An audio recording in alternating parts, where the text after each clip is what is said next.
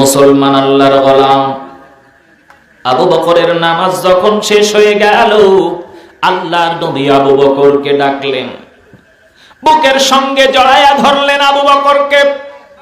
আবু বকরকে বললেন, আবু বকর, এই দুনিয়ার জিন্দেগিতে 10 জন সাহাবাকে আল্লাহ তাআলা জান্নাতের সার্টিফিকেট দিয়েছেন। এই জান্নাতের সার্টিফিকেট প্রাপ্ত ব্যক্তি একজন তুমি কেন কান্দো? কারণ দুনিয়ার জিন্দেগিতে তোমার তো ইবাদতের প্রয়োজন নাই, কারণ তুমি জান্নাতের মেহমান, তোমার কেন এত কান্না? আবু বকর বললেন, ইয়া রাসূলুল্লাহ, ইয়া হাবিবাল্লাহ, কান্না করি এমনিতে নাই রে নবী, যখনই শুনেছি কবরের আযাব হবে, কবরের মধ্যে সওয়াল জওয়াব হবে, কবরের ভয়ঙ্কর আওয়াজ। ও মুসলমান আল্লাহর গোলাম, দুনিয়ার জিন্দেগিতে কবরের মধ্যে কতটা আওয়াজ, কতটা ভয়ঙ্কর আওয়াজ হয়। গাছপালা, তরুলতা, পশু পাখি, গরু ছাগল সবাই কিন্তু এই সমস্ত আর্তনাদ গুলো শুনতে পায়।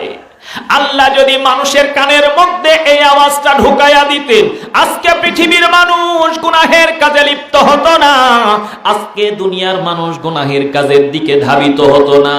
আলহামদুলিল্লাহিল্লাযী জাআলা আশ-শামসা ওয়াল কমারা বিহুসবান ওয়ান নাজমা ওয়াশ-শাজারা ইয়াসজুদান وفضل زمانا على زمان كما فضل مكانا على مكان وإنسانا على إنسان ونشهد أن لا إله إلا الله وحده لا شريك له ولا نظير له ولا مثل له ونشهد أن سيدنا وحبيبنا ومولانا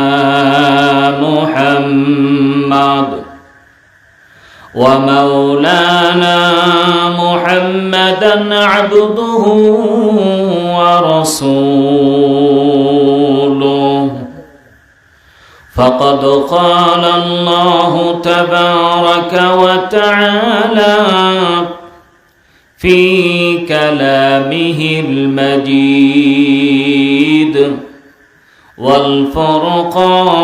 والفرقانه الحميد أعوذ بالله من الشيطان الرجيم بسم الله الرحمن الرحيم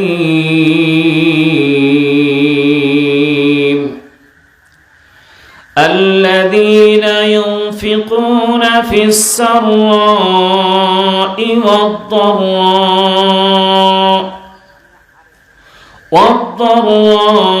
والكاظمين الغيظ والعافين عن الناس والله يحب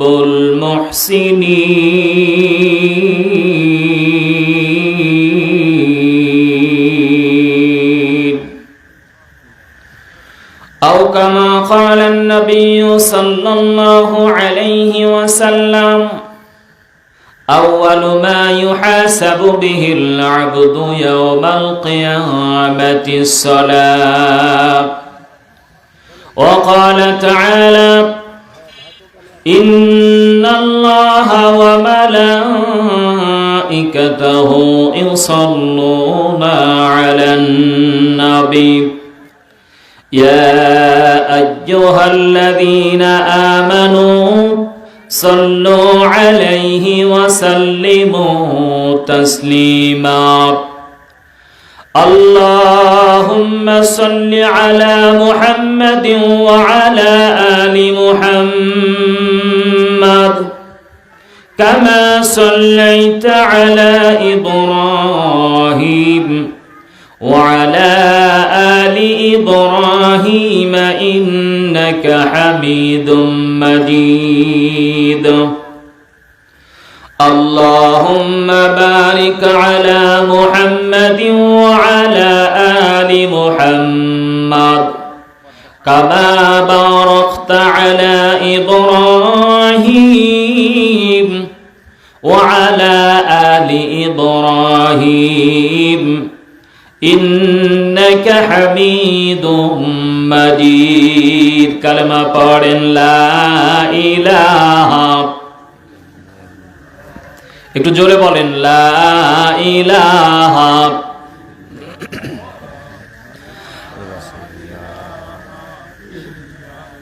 আল্লাহকে যারা ডাকিবে ভাবে আল্লাহর আপন তারাই হবে। বলেন আল্লাহু আকবার। আল্লাহকে ডাকার দরকার আছে না নাই? আল্লাহকে ডাকলে আল্লাহ খুশি হন না বেজার হন? এই জন্য বেশি পরিমাণে আল্লাহকে ডাকতে হবে। বলেন আল্লাহু আকবার। আল্লাহকে যারা ডাকিবে ভাবে আল্লাহর আপন তারাই হবে। ইহকালে শান্তি পরকালে মুক্তি, ইহকালে শান্তি পরকালে মুক্তি দেবেন তারে আল্লাহ তাআলা। লা ইলাহা লা ইলাহা। দু নয়ন মেলে যেদিকে তাকাই আল্লাহর নিয়ামত দেখিতে পাই। বলেন আল্লাহু আকবার। তাম পৃথিবীর জমিন জুড়ে আল্লাহ তাআলা অসংখ্য নিয়ামত সুসজ্জিত করে রেখেছেন। কথা বলেন ঠিক না বেঠিক? দু নয়ন মেলে যেদিকে তাকাই মাওলারি নিয়ামত দেখিতে পাই। কেমনে করিব শকর আদায়, কেমনে করিব শকর আদায় ও গো দয়ার আল্লাহ তাআলা। লা ইলাহা লা ইলাহা লা ইলাহা ইল্লাল্লাহ মুহাম্মাদুর রাসূলুল্লাহ সাল্লাল্লাহু আলাইহি ওয়াসাল্লাম। 7 এপ্রিল 2025 অনাথ সিমলা জামে মসজিদ প্রাঙ্গণে আয়োজিত অত্র মসজিদের ইসলামী জালসার সম্মানিত স্বনামধন্য সভাপতি, অত্র এলাকার একজন স্বনামধন্য ব্যক্তিত্ব, আল্লাহ সুবহানাহু ওয়া তাআলা যাকে কোরআনের মঞ্চের সভাপতি নির্বাচন করে দেন, পৃথিবীর জমিনে তার জন্য সবচাইতে বড় একটা পাওয়া। কথা বলেন ঠিক কিনা? আজকের ইসলামী জালসার সম্মানিত সভাপতি সাহেবকে আল্লাহ তাআলা নেক হায়াত, শারীরিক মানসিক সুস্থতা দান করুক। সকলে বলছি আল্লাহুম্মা আমিন। আজকের মাহফিলের সহ সভাপতি অনেকে রয়েছেন, সকলের জন্য দোয়া কামনা করি। উক্ত মাহফিলের প্রধান অতিথি আপনাদের অত্র এলাকার স্বনামধন্য কৃতি সন্তান, খানাই কাবার মেহমান, বাইতুল্লাহ কাবা শরীফের মেহমান আলহাজ মোহাম্মদ আবুল হোসেন, চেয়ারম্যান তামান্না গ্রুপ ও তামান্না কোল্ড স্টোরেজ তেলিপাড়া। আল্লাহ তাআলা হাজি সাহেবকে, আজকের মাহফিলের প্রধান অতিথিকে কোরআন এবং হাদিসের উপরে নেক আমলের সাথে আল্লাহ তাআলা কবুল করে নিক, বলছি আমিন। আজকের মাহফিলের বিশেষ অতিথিবৃন্দ, সম্মানিত অতিথিবৃন্দ সহ আমন্ত্রিত উলামা হাজরাত, ইতিপূর্বে যিনারা আলোচনা রেখেছেন সকলের জন্য দোয়া কামনা করি। মঞ্চে উপস্থিত রয়েছেন আপনাদের সম্মানিত মসজিদের ইমাম সাহেব এবং অন্যান্য অতিথিবৃন্দ সহ মঞ্চের সামনে উপস্থিত রয়েছেন অত্র এলাকার মুসল্লিয়ানে কারাম, বিভিন্ন জায়গাতে বিভিন্ন কাজে নিয়োজিত থাকা দিনদার মুসল্লিয়ানে কেরাম, পর্দার অন্তরালে সতী সাধবী, অবলা সরলা সর্বগুণে গুণান্বিতা সম্মানিতা মা এবং বোনেরা, সকলের উদ্দেশ্যেই দ্বিতীয়বারের মতো প্রাণঢালা অভিনন্দন এবং সালাম। আসসালামু আলাইকুম ওয়া রাহমাতুল্লাহ। সর্বপ্রথমেই জানার বিষয়, আল্লাহ তাআলা আপনাদেরকে কেমন রেখেছেন? আলহামদুলিল্লাহ। ভালো যদি থাকি তো শুকরিয়া আদায়ের দরকার আছে না নাই? শুকরিয়া আদায় করলে আল্লাহ খুশি হবেন না বেজার হবেন? একটু মহব্বতের সাথে বলেন আলহামদুলিল্লাহ। আলহামদুলিল্লাহি কুল্লি হাল। বান্দা সুখে থাকুক দুঃখে থাকুক, যে অবস্থায় থাকুক না কেন শুকরিয়া আদায় করতে হবে সে আল্লাহ তাআলার।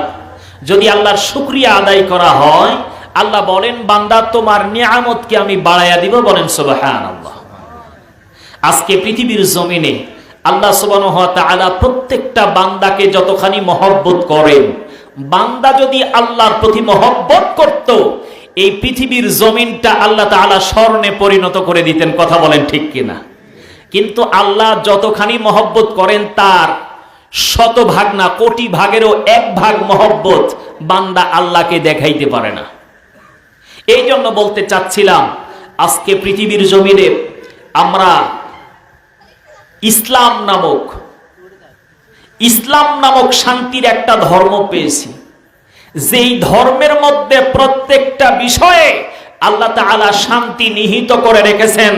কিন্তু আজকে একদল কলাঙ্গার, একদল নাস্তিক, একদল মুরতাদ গুলো মুসলমানদের এই আরামকে হারাম করে দেওয়ার জন্য মুসলমানদেরকে বিভিন্নভাবে নির্যাতন করে, মুসলমানদেরকে বিভিন্নভাবে পদদলিত করে, মুসলমানদেরকে দুর্বল মনে করে, মুসলমানদের উপরে বিভিন্ন রকমের পায়চারা করছে। কথা বলেন ঠিক না বাজে?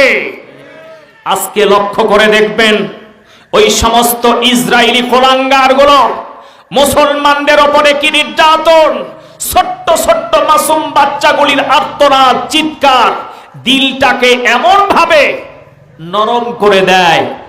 আল্লাহ তাআলার কাছে সবাই মিলে দোয়া করি, আল্লাহ যেন মুসলমানদের বিজয় দান করেন, বলেন আমিন।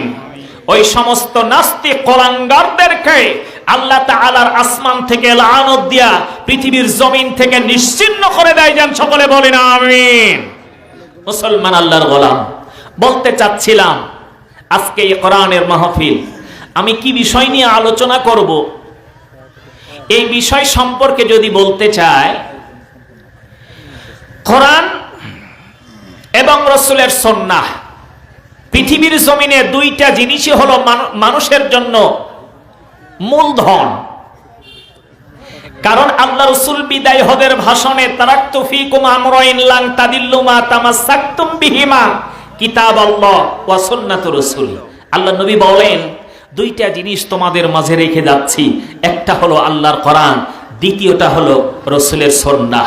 যদি মানুষ এই দুইটাকে বুঝতো, মনে প্রাণে বিশ্বাস করে নিত, আজকে বাজারে আনাসে কানাসে কোরআনের মাহফিল চলছে, অথচ কোরআনের মাহফিলে মানুষ নাই। যদি কোরআনের প্রতি আকর্ষণ থাকতো, মহব্বত থাকতো, স্টলে বসে সময় কাটাতাম না, রাস্তাঘাটে আড্ডা দিয়ে সময় নষ্ট করে দিতাম না। সাহাবা আজমাইনদের জীবনের দিকে লক্ষ্য করে দেখবেন, তারা একটা সেকেন্ডের জন্য অযথাই কোনো সময় নষ্ট করেন নাই। এই জন্য আসুন, আমি যে বিষয় নিয়ে আজকে আলোচনা করতে চাচ্ছিলাম, আমার আলোচ্য বিষয় হলো আমার নিয়ন্ত্রণকারীকে। আমার নিয়ন্ত্রণকারীকে। সুতরাং এই বিষয়কে সামনে রেখেই আমি আপনাদের কাছে আলোচনায় শুরুতেই বলতে চাচ্ছি, যে আল্লাহ সুবহানাহু ওয়া তাআলা আপনাকে আমাকে দুনিয়ার জিন্দেগিতে আশরাফুল মাখলুকাত, সৃষ্টির শ্রেষ্ঠ জীব হিসাবে পৃথিবীর জমিনে পাঠিয়েছেন, বলেন আলহামদুলিল্লাহ। প্রশ্ন আসতে পারে, হুজুর সৃষ্টির শ্রেষ্ঠ মানুষ কেমন করে হলো? মানুষের চাইতে পাওয়ারফুল, শক্তিশালী অনেক হিংস্র জীবজন্তু আছে, তাদেরকে কেন করা হলো না? মুসলমান আল্লাহর গোলাম, আল্লাহ রাব্বুল আলামিন দুনিয়ার জিন্দেগিতে মানুষকে আশরাফুল মাখলুকাত করে পাঠিয়েছেন। জঙ্গলের মধ্যে বড় বড় হিংস্র জীবজন্তুগুলো, পশু জানোয়ার, যাদের শক্তি, যাদের পাওয়ার মানুষের চাইতে অনেক গুণ বেশি, কিন্তু আল্লাহ রাব্বুল আলামিন তাদেরকে কেন আশরাফুল মাখলুকাত করলেন না? ছোট্ট একটা উদাহরণ রে বাজান, আমাদের পরিবারের মধ্যে, অনেকের পরিবারের মধ্যে ছাগল অথবা গরু আছে।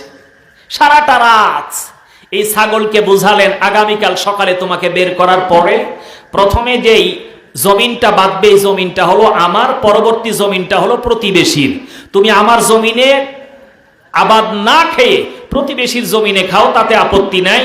সন্ধ্যা রাত্রি থেকে শুরু করে শেষ রাত পর্যন্ত যদি একটা ছাগলকে বুঝাইয়া পরের দিন সকালবেলা আপনি ছাগলটাকে ছেড়ে দেন, আপনার জমিন না প্রতিবেশীর জমিন এইটা দেখবে? এইটা দেখার কোনো প্রশ্ন তার মধ্যে জাগবে? তার মানে স্পষ্ট কথা যে সে নিজের কি অপরের, মালিকের কি নন মালিকের, এইটা দেখার টাইম নাই তার কাছে। যেটাই আসবে সেটাই খাওয়া আরম্ভ করবে। মুসলমান আল্লাহর গোলাম, এই জন্য বলছি রে বাজান, ওই সমস্ত গরু ছাগল পশুদের মধ্যে মানুষত্ব নাই, ওই সমস্ত গরু ছাগল আর পশুদের মধ্যে বিবেক নাই। আল্লাহ রাব্বুল আলামিন বিবেক দিয়েছেন একমাত্র মানুষের মধ্যে, যেই মানুষের মধ্যে বিবেক থাকার কারণে, যেই মানুষের মধ্যে জ্ঞান গরিমা থাকার কারণে আল্লাহ রাব্বুল আলামিন মানুষকে আশরাফুল মাখলুকাত করে পাঠিয়েছেন। হিংস্র জীবজন্তু জানোয়ারগুলো, তাদের মধ্যে বিবেক নাই। তারা হক বুঝে না, মিথ্যা বুঝে না, বাতিল বুঝে না, সত্য মিথ্যার পার্থক্য করতে জানে না, তারা ইবাদত বন্দেগী বুঝে না। সুতরাং আল্লাহ রাব্বুল আলামিন মানুষের মধ্যে বিবেক দিয়েছেন। এই জন্য আপনি নিজেকে যদি বারবার করে প্রশ্ন করেন, আমি পৃথিবীর জমিনে আশরাফুল মাখলুকাত, আল্লাহ রাব্বুল আলামিন আমাকে কিভাবে পাঠিয়েছেন, আমাকে দুনিয়ার জমিনে পাঠানোর কারণটা কি, এই সমস্ত বিষয় সম্পর্কে প্রথমেই যদি আপনি আপনাকে জিজ্ঞেস করতে থাকেন, আসলেই আমি কে? প্রথম প্রশ্ন হবে আমি কে। প্রশ্ন করবেন নিজেই যে আসলে আমিটা কে। আল্লাহ রাব্বুল আলামিন কোরআন কারীমের মধ্যে বলেন, মিল্লাতা আবিকুম ইব্রাহিম হুয়া সাম্মাকুমুল মুসলিমিন।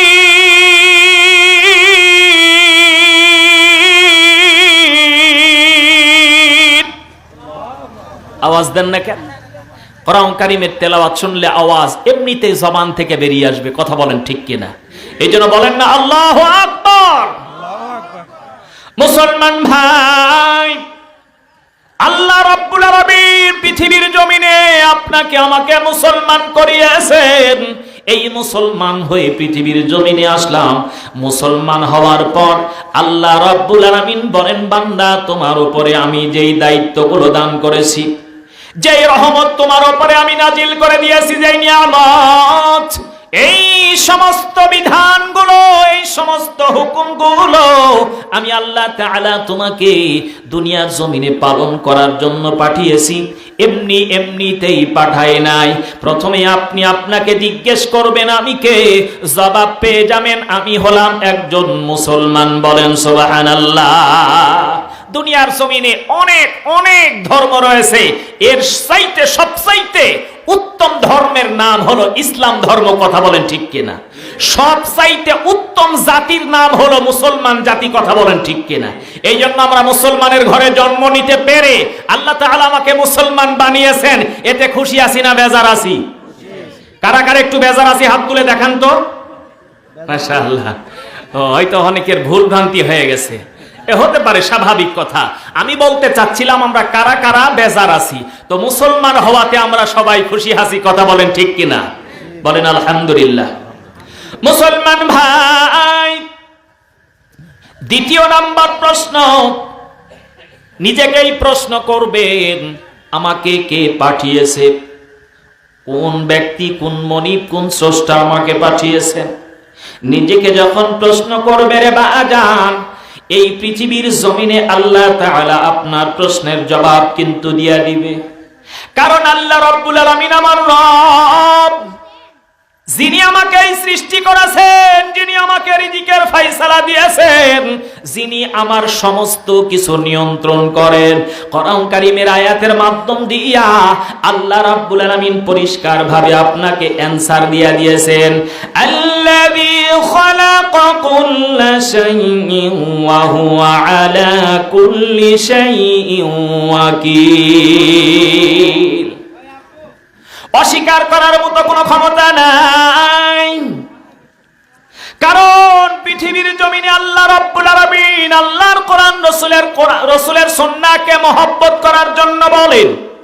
আজকে লক্ষ লক্ষ মানুষ ওই মদিনার জমিনে রাসূলের রওজা মোবারকের সামনে দাঁড়ায়, বাইতুল্লাহ কাবা শরীফ জিয়ারত করে। ওই সমস্ত মানুষগুলো যখন নবীর রওজা মোবারকের সামনে দাঁড়ায়,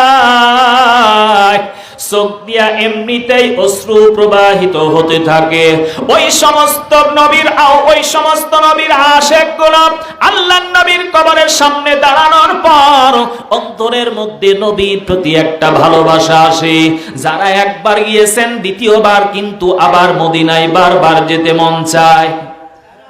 আর যারা এখনো যেতে পারে নাই, আমরা যারা এখন পর্যন্ত যেতে পারি নাই, বারবার মনের মধ্যে নাড়া দেয় যেই কথাগুলো আলেমদের মুখ থেকে শুনেছি, যেই কথাগুলো কোরআন হাদিস রিসার্চ করলে পাওয়া যায়, এই কথা অনুযায়ী যদি নবীজির রওজা মোবারকের সামনে একটা বারের জন্য দাঁড়াইতে পারতাম, জীবনটা সার্থক হতো। এই সমস্ত কথাগুলো আমাদের মনের মধ্যে যখন নাড়া দেয়, তখন দিলটা নরম হয়ে যায়। এই জন্য ওই মদিনার জমিনে রাসূলের রওজা মোবারকের সামনে আপনার আমার যাওয়ার ইচ্ছা আছে না নাই? কারা কারা যেতে চান একটু হাত তুলে দেখান। লিল্লাহে তাকবীর। মদিনা চাইতে পারলাম না, মদিনা দেখতে পারলাম না, মদিনা নাম কত মধু,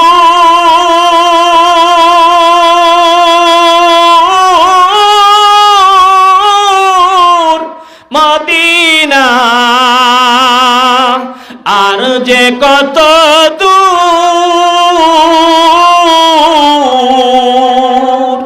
সেই মদিনার পথের ধুলি আমি, সেই মদিনার পথের ধুলি আমি মাখতে পারলাম না, মদিনা যাইতে পারলাম না, মদিনা দেখতে পারলাম না। বলেন আলহামদুলিল্লাহ। মুসলমান ভাই, এই জন্য বলছিলাম প্রথম নাম্বারের প্রশ্ন হলো আমি কে, দ্বিতীয় নাম্বার প্রশ্ন হলো আমাকে কে পাঠিয়েছেন। কোরআন হাদিস তালাশ করলে পাওয়া যায়, যেই তোমার মনিব, যে তোমাকে সৃষ্টি করেছে, যে তোমাকে রিজিক দেয়, যে তোমাকে সকাল থেকে সন্ধ্যা পর্যন্ত পরিচালনা করে, সন্ধ্যা থেকে ফজর পর্যন্ত পরিচালনা করে, ওই মনিব তোমাকে এই দুনিয়ার জমিনে পাঠিয়েছেন। এই পৃথিবীর জমিনে যিনি আসমান এবং জমিনের মালিক, তিনি তোমাকে জমিনে পাঠিয়েছেন। আল্লাহ রাব্বুল আলামিন কোরআন কারীমের মধ্যে বলেন, লাহু মাকালিদুস সামাওয়াতি ওয়াল আরদ ওয়াল্লাযীনা কাফারু বিআয়াতিল্লাহ উলাইকা হুমুল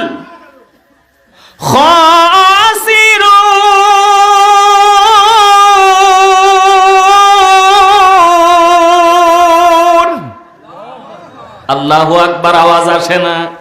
আজকে মুসলমান খেয়াল করা রাখবে, আজকে ওই সমস্ত নাস্তিক মুরতাদ গুলো, কাফের মুশরিক গুলো মুসলমানদের উপরে বারবার নির্যাতন করে, বারবার করে বিভিন্ন দিক থেকে আক্রমণ করার চেষ্টা করে। কারণ আজকে মুসলমানের তাকবীর ধ্বনির আওয়াজ স্তব্ধ হয়ে গেছে। কথা বলেন ঠিক কিনা? আজকে মুসলমান নারায়ে তাকবীর আল্লাহু আকবারের আওয়াজ দিয়া দুনিয়ার জমিনে মুসলমানের যদি পরিচয় তুলে ধরতে পারত, দুনিয়ার জমিনে কোন নাস্তিক মুরতাদ গলা উঁচু করে কথা বলতে পারতো না। কথা বলেন ঠিক কিনা? তাও বে ঠিক, ঠিক তো বলার সাহস নাই। বলবেন ঠিক আছে, কিন্তু আগামীকাল সকালবেলা অনেক সময় ঘুমের মধ্যেও চেতন হয়ে ঠিক বলে চিল্লা উঠবেন। কোরআনের মাহফিলে একটাবার আল্লাহু আকবার আওয়াজ দিবেন, আল্লাহর নবী বলেছেন আসমান থেকে জমিন পর্যন্ত এই পুরা ফাঁকা জায়গাটা আল্লাহ সওয়াব দিয়া পরিপূর্ণ করে দেন। বলেন সুবহানাল্লাহ। মুসলমান ভাই, এই জন্য বলছিলাম দুনিয়ার জমিনে কে আমাকে পাঠিয়েছে? দ্বিতীয় নাম্বার প্রশ্ন, আল্লাহ তাআলা আমাকে পাঠিয়েছেন, জবাব পেয়ে গেলাম। যিনি আমার রব, যিনি আমার সব, যিনি আমাকে দুনিয়ার জমিনে আসমান জমিন সৃষ্টি করেছেন, যিনি আমাকে আসমান থেকে নিয়ামত বর্ষণ করেন, তিনি আমার রব। মুসলমান ভাই, তৃতীয় নাম্বার প্রশ্ন, আমাকে কেন পাঠিয়েছেন? যিনি আমার রব, তিনি আমাকে কেন জমিনে পাঠিয়েছেন? কথাগুলো স্মরণ করা লাগবে। নিজেকে একটু প্রশ্ন করুন। তৃতীয় নাম্বার প্রশ্নকে, আমাকে দুনিয়ার জমিনে কেন আমাকে পাঠিয়েছেন? আল্লাহর কোরআন সাক্ষ্য দেয়, আল্লাহর কোরআন প্রমাণ করে দেয়, ওয়ামা খালাকতুল জিন্না ওয়াল ইনসা وَمَا خَلَقْتُ الْجِنَّ وَالْإِنسَ إِلَّا لِيَعْبُدُونِ।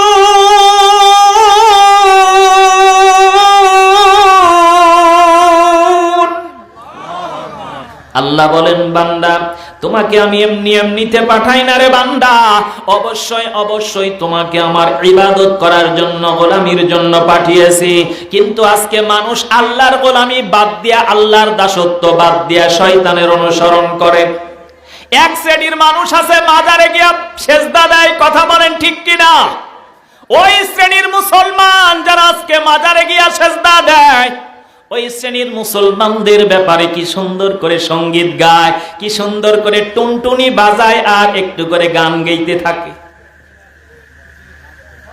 গান গায় না এরকম ভাবে, আর বারবার করে বলতে থাকে পৃথিবীর জমিনে ওই মুর্শিদ আমাকে পার করবে, ওই দয়ালি আমাকে পার করবে। বলেন নাউজুবিল্লাহ। ও হে লালসান নৌকার মাঝি, আমাই করিও পার। আছে না নাই? ও হে লালসান নৌকার মাঝি, আমাই করিও পার।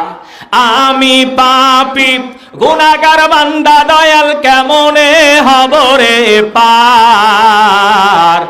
ও হে রাসূল সুপারিশকারী, আমাই করিও পার।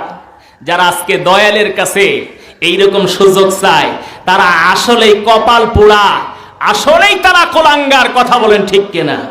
কারণ কিয়ামতের দিন এমন কোন উপায় নাই, এমন কোন সুযোগ নাই, অন্যান্য নবী এবং রাসূলদের কোনো পাওয়ার থাকবে না। একমাত্র বিশ্ব নবী জনাবে মুহাম্মদুর রাসূলুল্লাহ সাল্লাল্লাহু আলাইহি ওয়াসাল্লাম আপনার আমার সুপারিশ করতে থাকবে। পৃথিবীর জমিনে কারো সাহস নাই ওই দুনিয়া কিয়ামতের ময়দানে কারো জন্য সুপারিশ করবে। সুতরাং সেই নবীকে বাদ দিয়া যদি তুমি দয়ালের অনুসরণ করতে চাও, তুমি যদি ওই মুর্শিদের অনুসরণ করতে যাও, একমাত্র আল্লাহ, আল্লাহ রাসূল ব্যতীত কিয়ামতের দিন কোনো মুক্তি পাবার সুযোগ নাই রে বান্দা। এই জন্য ফিরে আসো কোরআনের পথে, ফিরে আসো আল্লাহর নবী রাসূলের সুন্নাতের পথে। বলছিলাম বাজার, আজকে দুনিয়ার জিন্দেগিতে মানুষ ইবাদত করবে আর দাসত্ব করবে আল্লাহর, যে আল্লাহ রব্বুল আলামিন পৃথিবীর জমিনে আপনাকে আমাকে বিভিন্ন রকমের নিদর্শন দেখিয়েছেন। সাহাবা আজমাইনগণ যারা দুনিয়ার জমিনে জান্নাতের সার্টিফিকেট পাওয়ার পরেও আল্লাহর কাছে বারবার করে কান্না করেছেন। কথা বলেন ঠিক কিনা? গভীর রাত, গভীর রজনীতে কান্নার আওয়াজ, দূর থেকে কান্নার আওয়াজ আসছে। মুসলমান ভাই, বিশ্বনবী চারিদিকটা তালাশ করতে থাকলেন, কান্নার আওয়াজ কোথা থেকে আসলো। খুঁজতে খুঁজতে খুঁজতে খুঁজতে মসজিদে নববীর ভিতরে দাঁড়িয়ে, মসজিদে নববীর গেটের সামনে দাঁড়িয়ে দেখছেন এমন কোন ব্যক্তি মসজিদের মধ্যে নামাজের মধ্যে দণ্ডায়মান। আল্লাহর নবী তালাশ করতে করতে যখন মসজিদে নববীর মধ্যে ঢুকলেন, হযরত আবু বকর মসজিদে নববীর মধ্যে দাঁড়াইয়া তাহাজ্জুদ নামাজের মধ্যে আল্লাহ তাআলার কাছে কান্দে, আল্লাহ দুনিয়ার জীবনে এমন কোন ইবাদত বন্দেগী করতে পারলাম না, এমন কোন নেকের কাজ আমি করতে পারলাম না, দুনিয়ার জিন্দেগিতে কেমন করে কাটালাম জানি না, কবরে যাওয়ার পর কবরের আযাব কেমন করে সইব, কবরের হালতটা আমি তো বুঝি কেমন করে সম্ভব। মুসলমান ভাই, এই জন্য কোরআনের মাহফিল শোনা দরকার, বোঝা দরকার। আর যখনই কোরআনের মাহফিলে বসবেন একটু দিল লাগায়া কোরআনের কথাগুলো শোনা লাগবে। এই জন্য আপনাদেরকে আহ্বান করতেছি রে বাজার, কোরআনের মাহফিলে যদি সামান্য এক বিঘত পরিমাণ যদি আপনি সামনের দিকে অগ্রসর হন, আল্লাহ বলেন ফাজকুরুনি আযকুরুকুম ওয়াশকুরুলি ওয়ালা তাকফুরুন। আল্লাহর দিকে যদি আপনি এক হাত অর্ধ হাত অগ্রসর হন, আল্লাহ বলেন বান্দা তোমার দিকে আমি দ্বিগুণ অগ্রসর হয়ে যাই। বলেন সুবহানাল্লাহ। এই জন্য কোরআনের মাহফিলে পিছনে নয় সামনের দিকে অগ্রসর হতে হবে। কথা বলেন ঠিক কিনা? মুসলমান সামনের দিকে আসবে, পিছনে যাওয়ার জাতি মুসলমান নয়। কথা বলেন ঠিক কিনা? এই জন্য আসুন মেহেরবানি করে সামনের জায়গাটা পূরণ করে নেন তো একটু। যেহেতু কোরআনের মাহফিল আজকে কালেকশনও হবে, আলোচনাও হবে, আপনাদের মন সন্তুষ্ট করতে যা দরকার ইনশাআল্লাহ আমি চেষ্টা করব। একটু মেহেরবানি করে সামনে আসুন, অপর ভাইকে বসার সুযোগ করে দিন।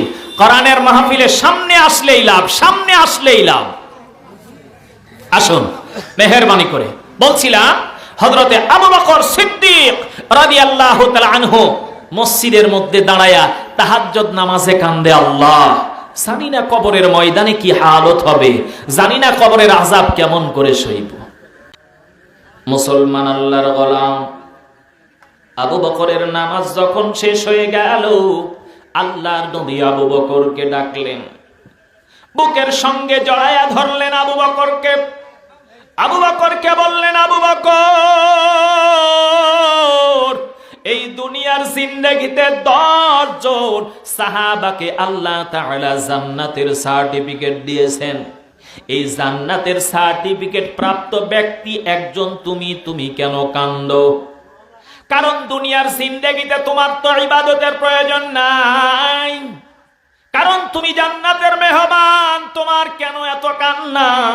আবু বকর বললেন, ইয়া রাসূলুল্লাহ, ইয়া হাবিবাল্লাহ, কান্না করি এমনিতে নাই রে নবী, যখনই শুনেছি কবরের আযাব হবে, কবরের মধ্যে সওয়াল জবাব হবে, কবরের ভয়ঙ্কর আওয়াজ।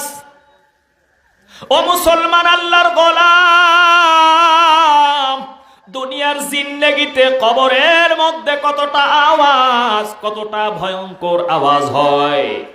গাছপালা, তরুলতা, পশু পাখি, গরু ছাগল সবাই কিন্তু এই সমস্ত আর্তনাদগুলো শুনতে পায়। আল্লাহ যদি মানুষের কানের মধ্যে এই আওয়াজটা ঢুকাইয়া দিতেন, আজকে পৃথিবীর মানুষ গুনাহের কাজে লিপ্ত হতো না, আজকে দুনিয়ার মানুষ গুনাহের কাজের দিকে ধাবিত হতো না। এই জন্য আপনাদেরকে বলি রে বাজার, কবর এমন একটা জায়গা, এমন একটা ভয়ঙ্কর জায়গা। আপনি যখন মারা যাবেন, চারিদিক মসজিদে মসজিদে এলান হবে, চারিদিকটা মসজিদের মাইকে যখন এলান হয়ে যাবে, এমতো অবস্থায় একদল মানুষ আপনার কবরস্থানে কবর কাটার জন্য যাবে।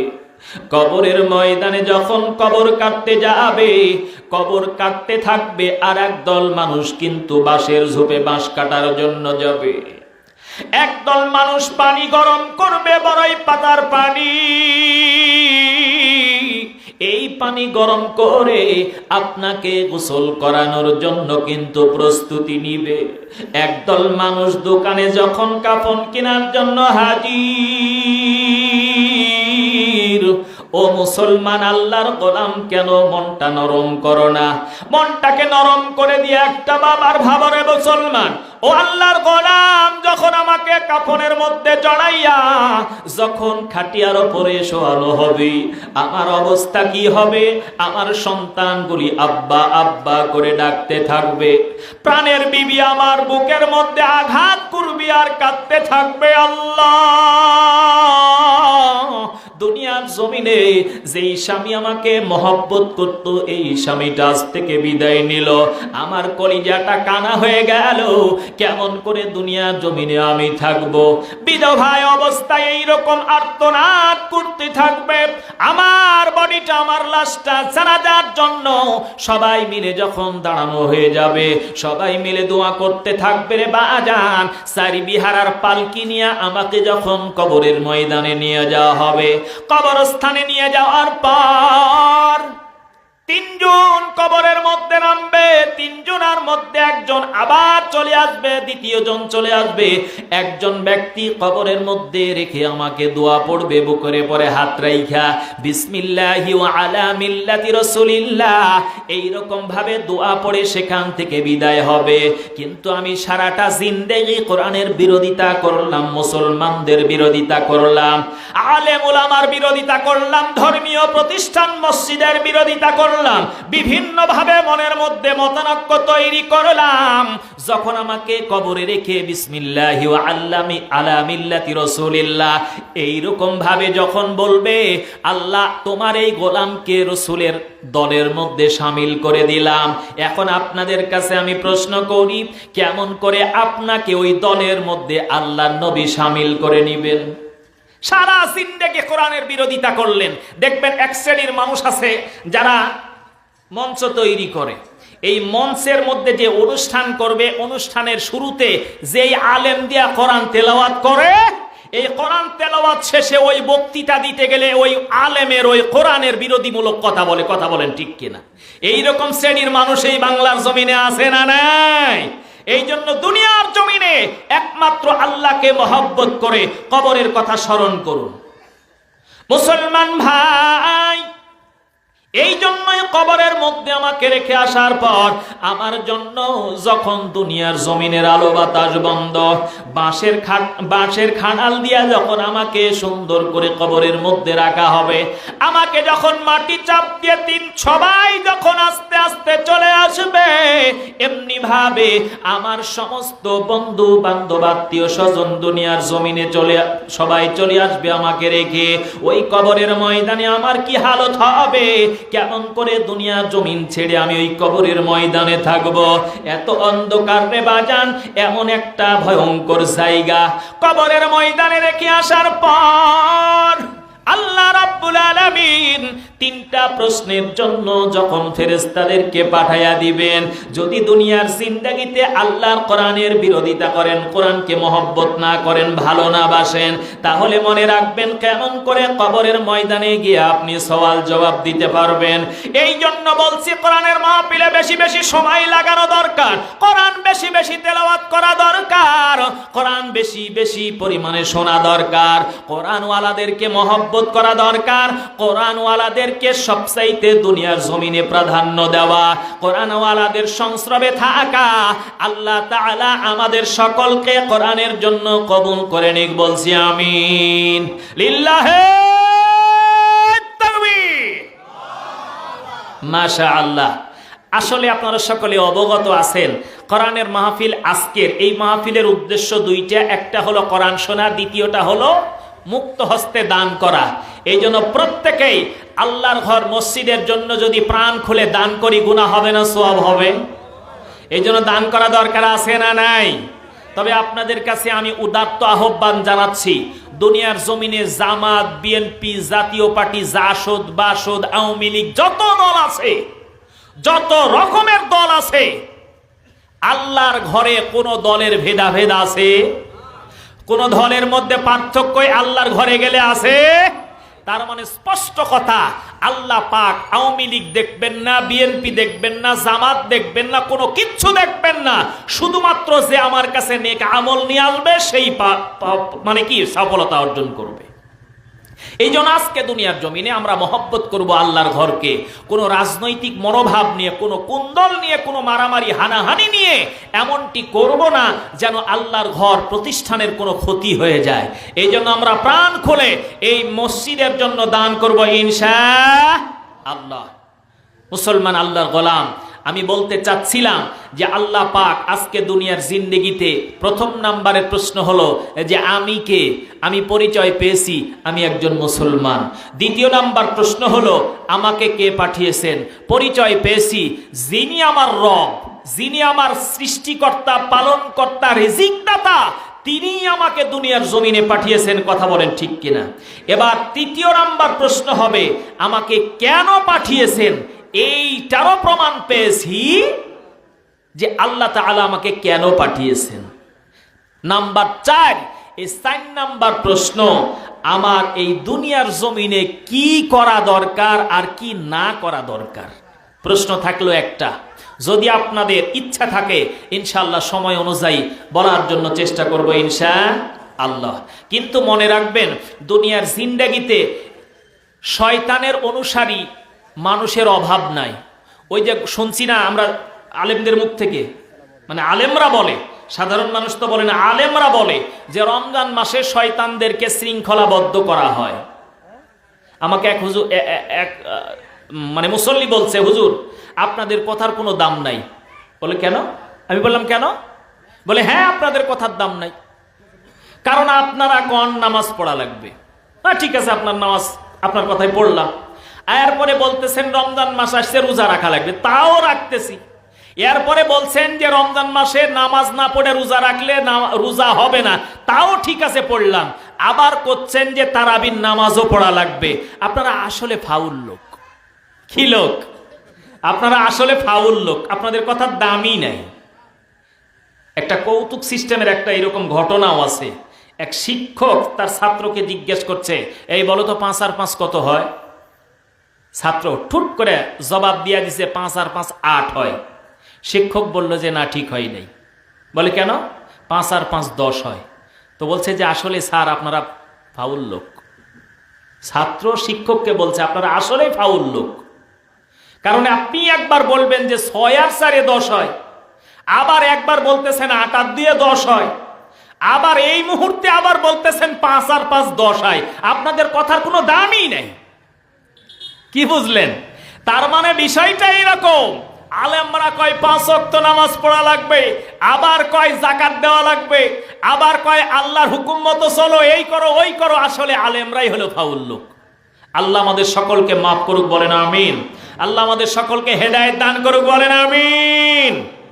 এই জন্য আসুন যে কোরআন কারীমের আয়াতটি আপনাদের সামনে আমি তেলাওয়াত করেছি, আল্লাহ পাক আপনাকে আমাকে কি বলতে চাচ্ছেন এই আয়াতের মাধ্যম দিয়ে, এরপরে কালেকশনের দিকে আগাতে চাচ্ছি। আয়াতটির শাব্দিক অর্থ হলো আল্লাহ বলেন আল্লাযীনা ইনফিকুনা ফিস সাররাই ওয়াদ দুররা ওয়াল কাযিমিনা ওয়াল গায়যা ওয়াল আফিনা আনিন নাস।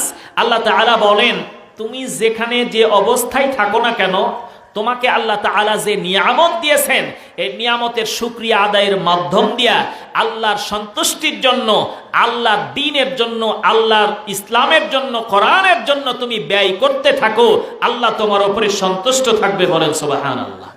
দ্বিতীয় নাম্বার কাজ হলো তোমার মধ্যে যে রাগ আছে এই রাগটাকে একটু দমন করা লাগবে।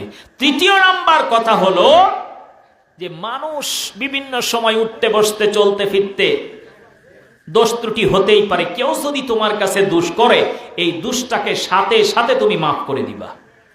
এই 3টা গুণ যদি তোমার মধ্যে থাকে, আল্লাহ বলেন আল্লাহু ইউহিব্বুল মুহসিনিন, আল্লাহ বলেন তখনই তুমি আল্লাহর প্রিয় বান্দা হয়ে যাবে, বলেন সুবহানাল্লাহ। তাহলে কয়টা গুণ বললাম? 3টা। নাম্বার 1 আল্লাহর রাস্তায় দান করা লাগবে। দ্বিতীয় নাম্বারটা হলো আপনার মধ্যে যে রাগ আছে রাগটাকে দমন করা লাগবে। তৃতীয় নাম্বারটা হলো অপরে কেউ যদি দোষ করে পারতপক্ষে সেটাকে মাফ করে দেওয়াটাই উত্তম। এই তিনটা গুণ যদি আপনার মধ্যে থাকে, আল্লাহ বলেন তুমি হলো পারফেক্ট বান্দা। আল্লাহ তাআলার কাছে যদি এমনি ভাবে তুমি নিজেকে সোপর্দ সারেন্ডার করে দিতে পারো, আল্লাহ বলেন লা খাউফুন আলাইহিম ওয়ালা হুম ইয়াহজানুন। বলেন সুবহানাল্লাহ।